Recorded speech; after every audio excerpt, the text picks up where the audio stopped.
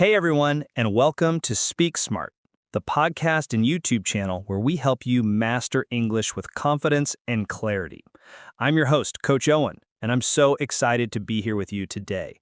For our very first episode, we're diving into a topic that's incredibly important to so many of us: pronunciation. I've heard from so many of you who are learning English and feel self-conscious about your accent. You worry about whether you're understood, and you might even feel like your accent is a barrier. But what if I told you your accent isn't the problem? My special guest today agrees completely. She is a renowned linguistics expert and communication coach who works with non-native speakers all over the world. Please welcome the incredible Sophia. Thank you so much, Owen. It's a pleasure to be here. I'm really looking forward to this conversation.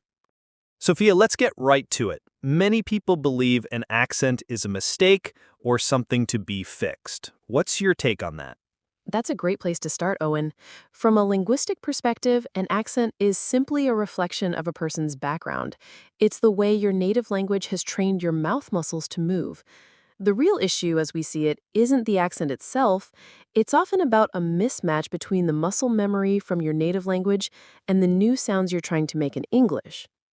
I love that way of putting it, a mismatch of muscle memory. So if someone is speaking English but using the physical mechanics of their native language, that's what we perceive as a different accent. Can you give us an example? Absolutely. Think about the V sound in English, like in the word three. Many languages don't have this sound. As a result, a speaker might use a sound that's similar in their native language, like an F or a D. So three might become a free or tree. Again, it's not a mistake. It's the mouth using a familiar movement to produce an unfamiliar sound. The goal isn't to get rid of your unique sound, but to enhance the clarity of your message. That's a perfect segue into the core of today's episode. I found an incredibly powerful technique for improving this muscle memory. I call it the over-exaggerate method. Sophia, can you explain what this is and why it's so effective? I'm a huge fan of this method, Owen. It's all about intentionally retraining your mouth muscles. Think of it as a physical workout for your articulators, your tongue, lips, and jaw. When you're learning to lift weights, you don't start with your max weight. You do drills with lighter weights to perfect your form.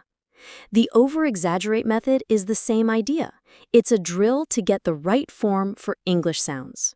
Exactly. So for our listeners, here's how you can start today.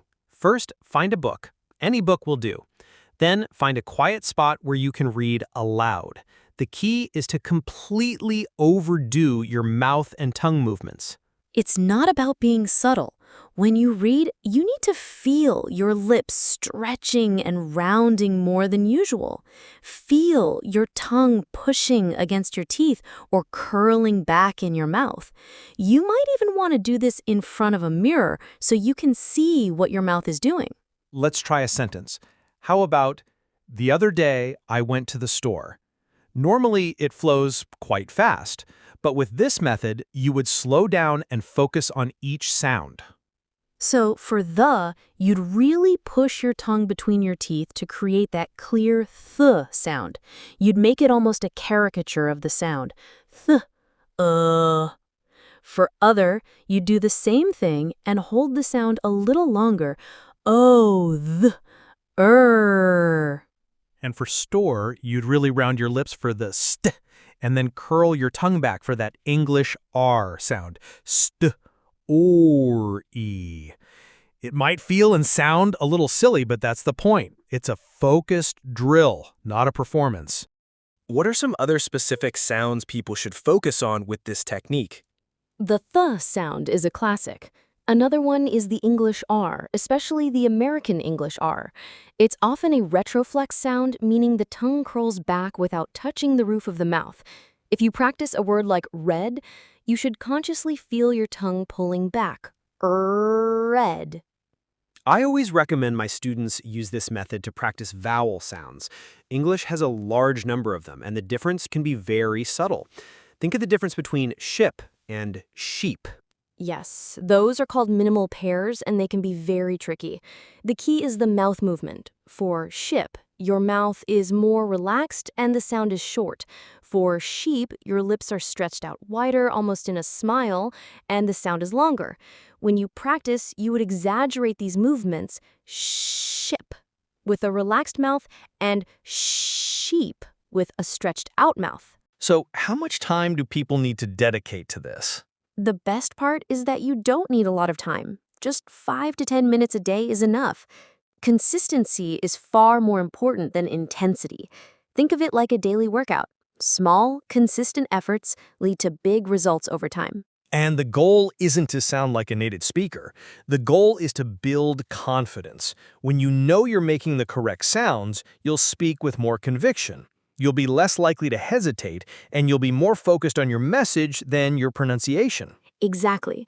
The over-exaggerated practice builds the physical muscle memory so that when you're speaking naturally, your mouth automatically adopts the clearer English movements.